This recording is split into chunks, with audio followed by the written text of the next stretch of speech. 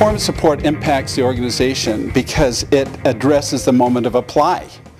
And if you don't have that, you don't have anything. So organizations are all about doing things, making things happen, accomplishing things, accomplishing the work. And performance support is where we move beyond just, and I say just carefully, teaching someone something, pulling them out of the workflow, but actually focusing on sustaining them and supporting them as they do their work. And without that, what we do on the training side really doesn't deliver much. We have to make sure that what we train people to do, they can do. And we bring performance to life. The role of performance support is to support people at the moment of apply as they're doing their work. And that's the brilliant part of performance support, what organizations need. They need to know that when we're through with what we do, that people can perform, that they're doing the work of the organization, they're doing it effectively, they're doing it efficiently, they're making it happen. And that's what performance support does. It works beyond and looks beyond the classroom to on-the-job performance where people are forgetting things, where things are changing, where people need to apply.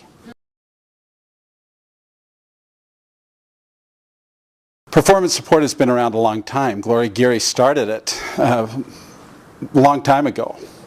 But it was difficult to fulfill the view of what performance support is. The great news today is that we have technology and capabilities that we didn't have then. And so more than any other time in history, we're able to deliver on performance support. And that's why it's emerging. We have professionals, trained professionals who realize that we've got to do more than just train people. We've got to sustain them and support them. And they're finding the technologies and the capability and the methodologies to do it. So performance support is burgeoning and growing and becoming very much a part of the professional work that we do.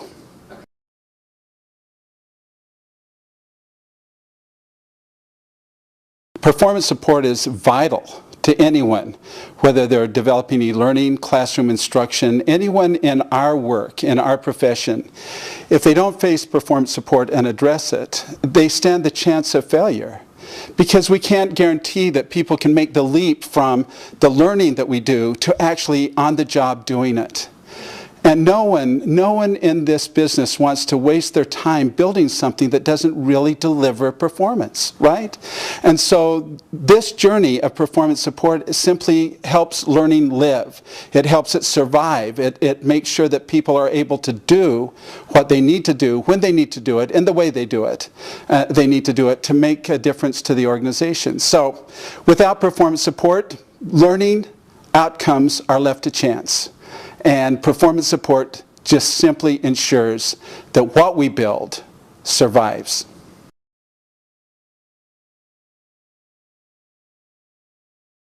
Search is a wonderful tool for performance support. The challenge is that we live in a world today of information chaos, where there's information scattered anywhere and everywhere. One of the fundamental rules of performance support is two clicks, 10 seconds.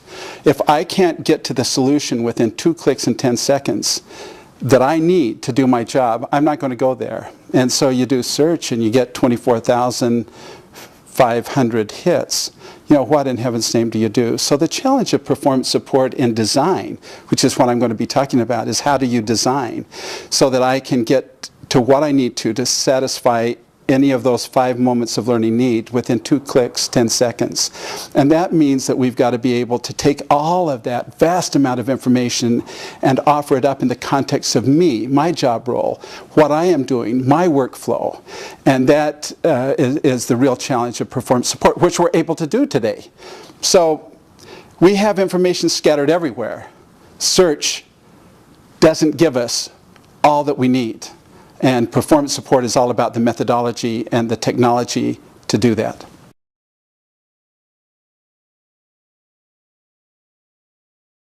This is a conference where we're going to address the full scope of learning, where we're going to address fundamentally how to take learning and make it work, make it actionable.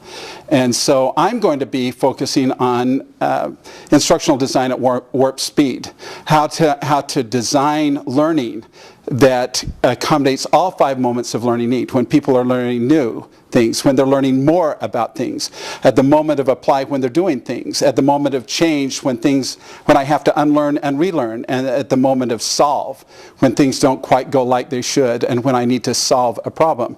So it's instructional design for the 21st century, setting aside a lot of the labor-intensive stuff that comes out of the 60s and the traditions of instructional design, and how to bring it in today's world where we don't have a lot of time and we have a lot to do.